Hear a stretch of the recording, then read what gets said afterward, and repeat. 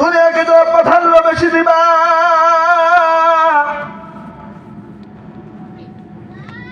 আমার মালিক, দয়ার মালিক রব্বুল আলামিন ঘোষণা করে দিয়েছে যে কেউ দুনিয়াকে বেশি অগ্রাধিকার দেয়, দুনিয়া দুনিয়া করো, 5 ওয়াক্ত নামাজ তোমার হয় না।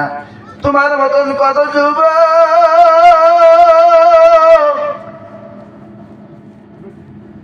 দাঁড়িয়ালা টুপিয়ালা অটো চালায়, রিক্সা চালায়, কিন্তু আজান যখন মসজিদে হয়ে যায় বাজান নামাজে দাঁড়িয়ে যায়। তোমার মতন কত যুবক